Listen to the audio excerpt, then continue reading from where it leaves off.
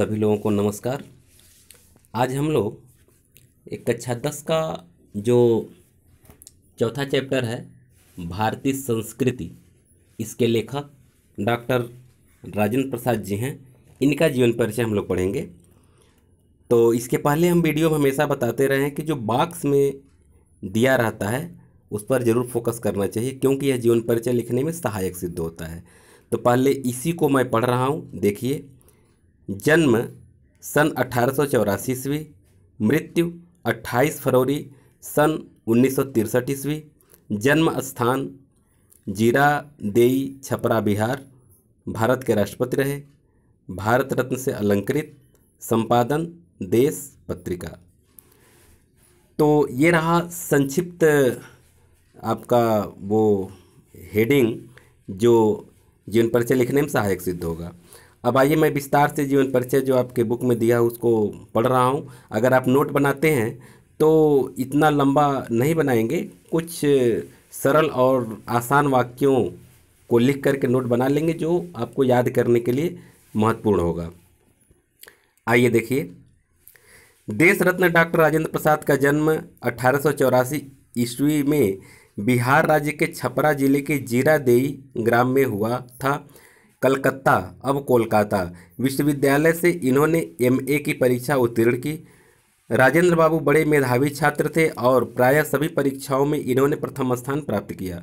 मुजफ्फरपुर के एक कॉलेज में कुछ दिन अध्यापन कार्य करने के पश्चात सन 1911 से 1920 ईस्वी तक राजेंद्र बाबू क्रमशः कलकत्ता तथा पटना हाई कोर्ट में वकालत की, परंतु गांधी जी के आदर्शों, सिद्धांतों तथा आंदोलनों से प्रभावित होकर सन 1920 ईस्वी में इन्होंने वकालत छोड़ दी और पूर्ण रूप से देश सेवा के कार्य में लग गए। अगला पैराग्राफ देखिए। भारतीय राष्ट्रीय कांग्रेस के ये 3 बार सभापति चुने गए और सन 1962 ईस्वी तक भारत गणराज्य के राष्ट्रपति रहे। 1962 ईस्वी में इन्हें भारत की सर्वोच्च उपाधि भारत रत्न से अलंकृत किया गया। सत्यनिष्ठा, ईमानदारी, निर्भीकता, देशभक्ति, साधुता और सादगी इनके रोम रोम में व्याप्त थी। राजेंद्र बाबू की मृत्यु 28 फरवरी सन 1963 ईस्वी को हुई। अगला पैराग्राफ देखिए, तीसरा पैराग्राफ। डॉक्टर राजेंद्र प्रसाद एक कुशल लेखक, सामाजिक, शैक्षिक एवं सांस्कृतिक विषयों पर इनके लेख बराबर निकलते रहते थे। हिंदी साहित्य सम्मेलन के सभापति पद को भी इन्होंने सुशोभित किया।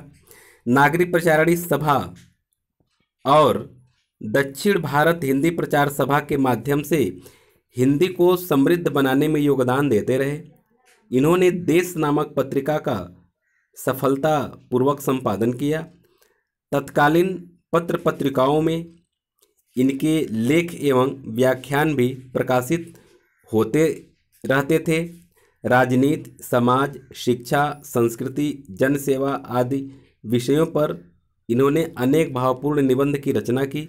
जनसेवा, राष्ट्रीय भावना एवं सर्वजन हिताय की भावना से इनके साहित्य को विशेष रूप से प्रभावित किया है। इनकी रचनाओं में उद्धरणों एवं उदाहरणों की प्रचुरता है। इनकी रचनाओं में अत्यंत प्रभावपूर्ण भावाभिव्यक्ति देखने को मिलती है। अगला पैराग्राफ देखिए जो उनकी कृतियों के संबंध में है। डॉक्टर राजेंद्र प्रसाद जी ने अनेक विषयों पर लेखनी चलाई। इनकी कृतियों का विवरण इस प्रकार है।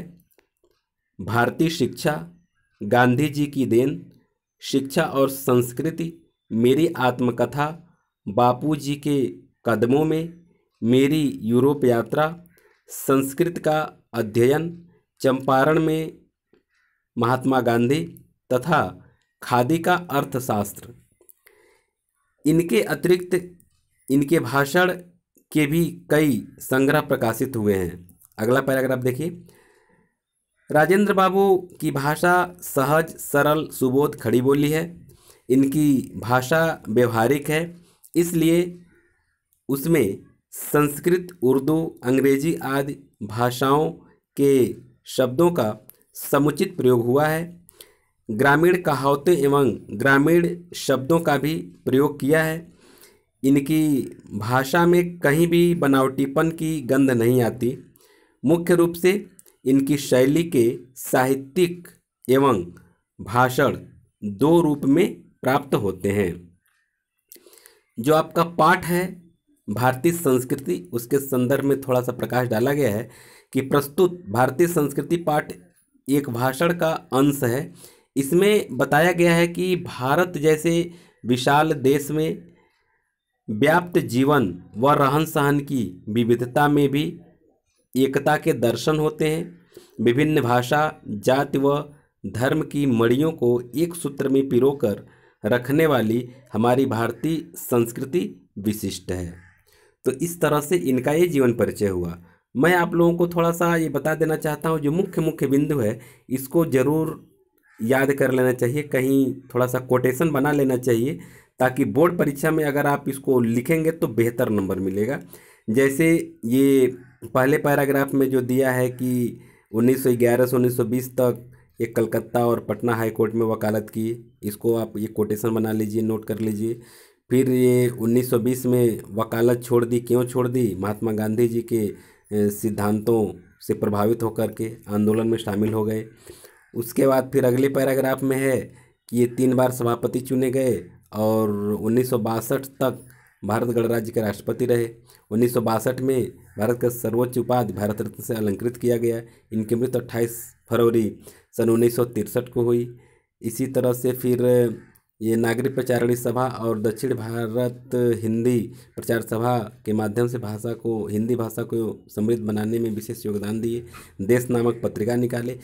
कुछ इनकी रचनाएं, ये सब जो है एक अलग शार्ट नोट बना लेना चाहिए, जिससे वो पॉइंट अगर याद हो जाएगा तो जीवन परिचय बहुत आसानी से लिख सकते हैं। अब तक आप लोग वीडियो को सुने, इसके लिए बहुत बहुत धन्यवाद।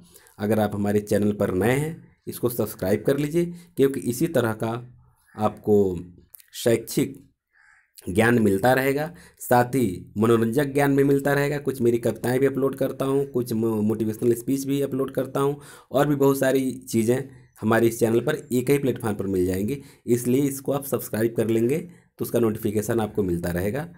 शेयर भी करते रहें और लाइक भी करते रहें। बहुत बहुत धन्यवाद।